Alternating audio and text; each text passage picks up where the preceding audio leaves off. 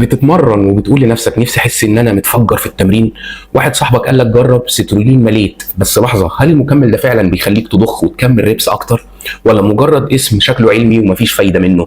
في الفيديو ده هشرح لك كل حاجه بعلم بسيط، وهنفجر مع بعض كل الشائعات حوالين المكمل ده. اولا، يعني ايه سيترولين مليت؟ السيترولين مليت هو عباره عن سيترولين زائد حمض المليك. السيترولين هو حمض اميني بيحوله الجسم الارجينين، يعني بيزود اكسيد النيتريك في جسمك. اكسيد النيتريك ده بيوسع الاوعيه الدمويه وبيوصل دم واكسجين اكتر للعضلات. المليك اسيد ده بيساعد على انتاج الطاقه في دوره كريبس اللي بتديك الباور، يعني باختصار هو مكمل بيزود ضخ الدم وبيديك طاقه وتحمل في التمرين.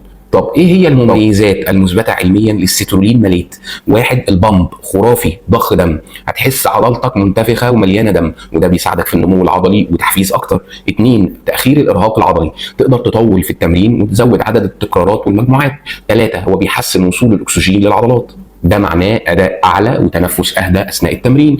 اربعه، زياده الطاقه والانفجار العضلي، خصوصا لو موجود في تركيبه. خمسه، بيشتغل خلال وقت قصير 30 ل 45 دقيقه قبل التمرين. طب ايه هي العيوب او الاعراض الجانبيه للسيترولين مليت؟ واحد، مفيش احساس ملحوظ زي الكافيين او البيتا الانين، يعني مش هتحس بوغز او تنبيه لكن شغال في الخلفيه. اتنين، جرعته محتاجه تكون مظبوطه، لو الجرعه قليله مش هيجيب نتائج. الجرعه المثاليه منه من 6 ل 8 جرام قبل التمرين. ثلاثه، لو اشتريته من مصدر مش مضمون ممكن يبقى مغشوش او الجرعه ناقصه. اربعه، سعره غالي شويه لو اشتريته لوحده مش ضمن بري ورك اوت. الشائعات المنتشره بقى عن السيترولين وايه تصحيحها؟ واحد، السيترولين زي الكرياتين بيكبر العضلات، الحقيقه هو مش مكمل تضخيم مباشر، هو بيساعدك تتمرن اكتر وتحس ببمب اعلى، وده على المدى بيساعد في البناء بس مش زيه زي الكرياتين.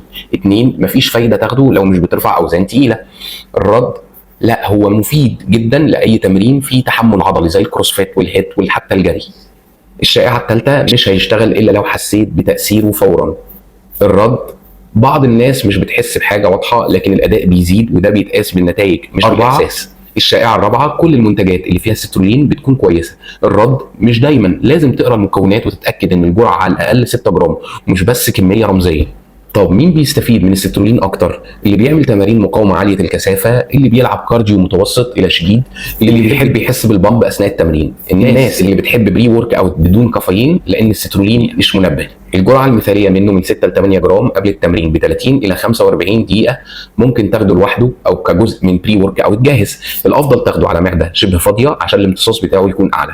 نصيحتي كدكتور محمد صقر، هو مكمل امن جدا واثبت فاعليته خصوصا للناس اللي تمرينهم فيه ضغط عالي. هو مش بديل للاكل ومش بديل لباقي المكملات الاساسيه زي البروتين والكرياتين. هو مناسب للناس اللي مش بتحب الكافيين وعايزه بوست طبيعي، لكن اوعى تشتريه لو الجرعه قليله او مش موثوقه. لو الفيديو ده فادك دوس لايك فورا وشاركه مع اصحابك اللي بيحبوا الضخامه والبامب، واكتب لي في الكومنت جربت السيترولين قبل كده وهل حسيت معاك فرق، واشترك في القناه وفعل الجرس عشان جاي لك بفيديوهات هتحول نظرتك لكل مكمل في الجيم. انا دكتور محمد صقر، استشاري التغذيه العلاجيه والرياضيه، والمكملات هنا علم مش كلام محلات. ويومكم جميل.